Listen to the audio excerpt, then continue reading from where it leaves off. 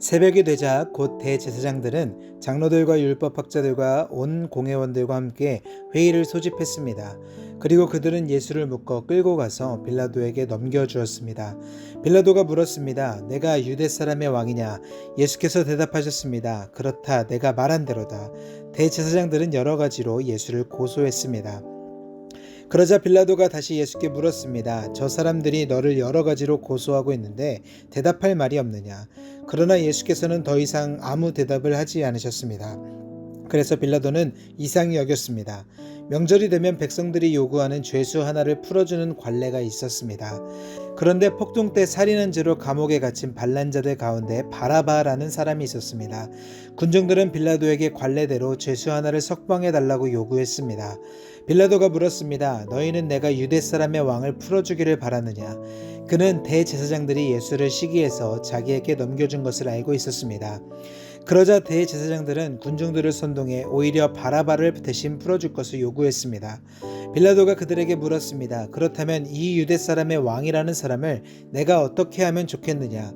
사람들이 소리 질렀습니다. 십자가에 못 박으시오. 빌라도가 물었습니다. 도대체 그가 무슨 죄를 지었다고 그러느냐?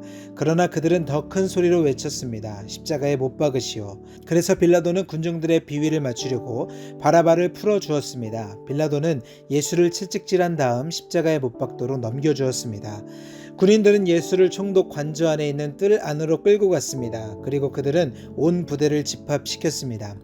그들은 예수에게 자주색 옷을 입히고 과시관을 엮어 그 머리에 씌웠습니다. 그러고는 예수께 유대 사람의 왕 만세라고 인사하기 시작했습니다. 그들은 갈대로 예수의 머리를 계속 때리고 예수께 침을 뱉고 무릎 꿇고 절을 했습니다. 예수를 이렇게 조롱한 후에 자주색 옷을 벗기고 예수의 옷을 도로 입혔습니다. 그러고는 십자가에 못 박으려고 예수를 끌고 나갔습니다. 어떤 사람이 시골에서 오는 길에 그곳을 지나고 있었습니다. 그는 알렉산더와 루포의 아버지인 구레네 사람 시몬이었습니다. 그들은 시몬에게 예수께서 지고 있던 십자가를 강제로 지고 가게 했습니다. 군인들은 예수를 골고다라는 곳까지 끌고 갔습니다. 그들은 모략을 탄 포도주를 예수께 주었습니다. 그러나 예수께서는 받아 마시지 않으셨습니다. 마침내 군인들은 예수를 십자가에 못 박고 예수의 옷을 나누고 누가 어떤 것을 가질지 제비를 뽑았습니다. 군인들이 예수를 십자가에 못 박은 것은 아침 9시쯤이었습니다. 예수의 죄패에는 유대 사람의 왕이라고 적혀 있었습니다. 그들은 예수와 함께 두 명의 강도를 하나는 그분의 오른쪽에 하나는 그분의 왼쪽에 매달았습니다. 지나가던 사람들이 고개를 흔들며 욕설을 퍼부었습니다. 아, 성전을 헐고 3일 만에 짓겠다던 사람아, 십자가에서 내려와 내 자신이나 구원해 보아라. 대제사장들도 율법학자들과 함께 예수를 조롱하며 자기들끼리 말했습니다. 남을 구원한다더니 정작 자기 자신은 구원하지 못하는군. 그리스도 이스라엘 왕아, 십자가에서 내려와 보아라. 우리가 보고 믿도록 해보아라. 함께 십자가에 매달린 두 사람도 예수를 모욕했습니다. 난 12시가 되자 온 땅에 어둠이 뒤덮이더니 오후 3시까지 계속됐습니다. 오후 3시가 되자 예수께서 큰 소리로 부르짖으셨습니다. 엘리 엘리 라마 사박다니, 이 말은 내 하나님 어째서 나를 버리셨습니까? 라는 뜻입니다. 가까이 서 있던 몇 사람들이 이 소리를 듣고 말했습니다. 들어보라, 저 사람이 엘리야를 부른다. 한 사람이 달려가 해면을 신 포도주에 듬뿍 적셔 막대기에 매달아 예수께 마시게 하며 말했습니다. 보시오, 저가 엘리야를 부르고 있소. 그때 예수께서 큰 소리를 지르시고 숨을 거두셨습니다. 그리고 성전의 휘장이 위에서 아래까지 두 쪽으로 찢어졌습니다. 예수를 마주보고 서 있던 백부장은 예수께서 이렇게 부르짖으시며 돌아가시는 것을 보고 말했습니다. 이분은 참으로 하나님의 아들이셨다. 여인들도 멀리서 이 광경을 지켜보고 있었습니다. 그 가운데는 막달라 마리아, 작은 야고보와 요새의 어머니 마리아, 살로메도 있었습니다. 이 여인들은 갈릴리에서 예수를 따르며 섬기던 사람들이었습니다. 그 외에도 예수를 따라 예루살렘에 온 다른 여인들도 많았습니다. 이미 날이 저물었는데 그날은 예비일, 곧 안식일 바로 전날이었습니다. 아리마대 사람 요셉이 용감하게 빌라도에게 가서 예수의 시신을 내어 달라고 요청했습니다. 그는 존경받는 유대 공회원으로 그 자신도 하나님 나라를 기다리는 사람이었습니다. 빌라도는 예수가 벌써 죽었는지 의아하게 생각했습니다. 그래서 백부장을 불러 예수가 벌써 죽었는지 알아보았습니다.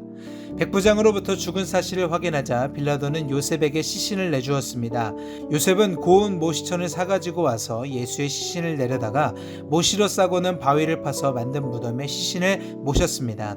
그리고 무덤 입구에 돌을 굴려 막아 놓았습니다. 막달라 마리아와 요새의 어머니 마리아는 예수의 시신이 놓여져 있는 것을 지켜보았습니다. 안식일이 지난 뒤 막달라 마리아와 야고보의 어머니 마리아와 살로메는 예수의 시신을 바르려고 향품을 사두었습니다. 그 주가 시작되는 첫날 이른 아침 해가 막 돋을 때 여인들은 무덤으로 가고 있었습니다. 그들이 서로 말했습니다. 무덤 입구에 있는 돌덩이를 누가 굴려줄까? 그런데 여인들이 눈을 들어보니 돌덩이가 이미 옮겨져 있었습니다. 여인들이 무덤에 들어가 보니 흰옷 입은 한 청년이 오른쪽에 앉아 있었습니다. 그들은 깜짝 놀랐습니다. 그러자 그가 말했습니다. 놀라지 말라. 십자가에 못 박히신 나사렛 예수를 찾으러 온 것이 아니냐. 예수께서는 살아나셨다. 이제 여기 계시지 않는다. 여기 예수를 눕혔던 자리를 보라. 자, 이제 가서 그분의 제자들과 베드로에게 전하라. 예수께서 너희보다 앞서 갈릴리로 가실 것이며 그분의 말씀대로 거기서 너희가 예수를 보게 될 것이다. 여인들은 넋을 잃고 벌벌 떨면서 무덤에서 도망쳐 나왔습니다. 너무나 무서워 아무에게 어떤 말도 할 수가 없었습니다. 예수께서 그 주가 시작되는 첫날 이른 아침 부활하셔서 맨 처음으로 막달라 마리아에게 나타나셨습니다. 막달라 마리아는 전에 예수께서 7 귀신을 쫓아주신 여인입니다. 그녀는 전에 예수와 함께 지내던 사람들에게 가서 전했습니다. 그들은 슬피 울며 통곡하고 있었습니다. 그러나 그들은 예수께서 살아나셨다는 소식과 또 마리아가 그분을 직접 보았다는 말을 듣고도 믿지 않았습니다. 그 후에 그들 가운데 2 제자가 시골로 내려가고 있는데 예수께서 전과는 달라진 모습으로 그들 앞에 나타나셨습니다. 이들은 다른 제자들에게 돌아가 이 사실을 알렸지만 이번에도 제자들은 믿지 않았습니다.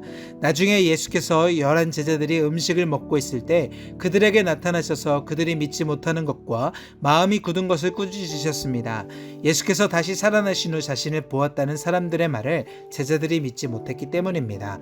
예수께서 제자들에게 말씀하셨습니다. 너희는 온 세상에 나가서 모든 사람들에게 복음을 전파하라.